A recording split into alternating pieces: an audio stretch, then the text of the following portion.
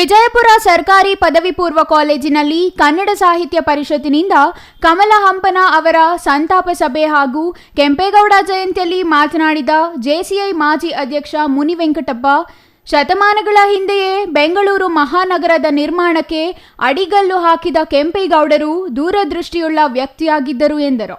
ಬೆಂಗಳೂರಿನಂತಹ ಮಹಾನಗರವನ್ನು ಮುಂದಾಲೋಚನೆಯಿಂದ ಯೋಗ್ಯ ರೀತಿಯಲ್ಲಿ ನಿರ್ಮಾಣ ಮಾಡಿದ್ದರು. ರೈತರಿಗೆ ನಿರೋಧಾಗಿಸಲು ಕೆರೆಗಳನ್ನು ನಿರ್ಮಾಣ ಮಾಡಿದರು.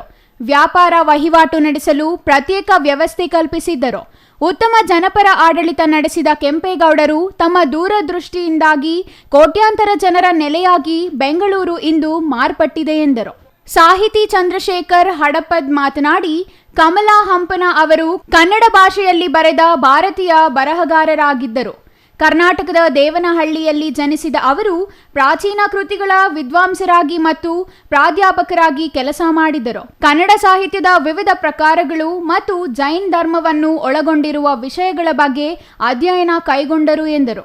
ಸರ್ಕಾರಿ ಸೇವೆಯಿಂದ ನಿವೃತ್ತರಾದ ಮೇಲೆ ಮೈಸೂರು ವಿಶ್ವವಿದ್ಯಾಲಯದ ಜೈನಶಾಸ್ತ್ರ ಪ್ರಾಕೃತ ಅಧ್ಯಯನದ ಪ್ರಾಧ್ಯಾಪಕರು, ಅಧ್ಯಕ್ಷರು, ಹಂಪಿ ವಿಶ್ವವಿದ್ಯಾಲಯದ ಸಂದರ್ಶಕರು, ಪ್ರಾಧ್ಯಾಪಕರು ಆಗಿದ್ದರು ಎಂದರು. ಇವತ್ತು ಕಮಲ ಹಂಪನವರ ನಿಧನದ ಕುರಿತು ನಾವು ನುಡಿನಮನವನ್ನು ಕೂಡ ಸಲ್ಲಿಸಿದ್ದೇವೆ.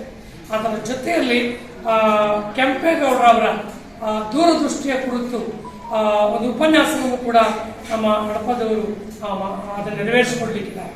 ಯಾಕಂದರೆ ಕೆಂಪೇಗೌಡರವರ ಒಂದು ದೂರದೃಷ್ಟಿ ನೋಡಿದ್ರೆ, ಕೆಂಪೇಗೌಡರು ಯಲಹಂಕದ ಅವರು ಪಾಳ್ಯಗಾರರ ವಂಶಸ್ಥರು. ಅವರು ಕ್ರಿಸ್ತಶಕ 1510 ಅವರ ಜನನವಾಗ್ತದೆ. ಅವರ ನಿಧನ 1569 ಅವರು ನಿಧನರಾಗ್ತಾರೆ.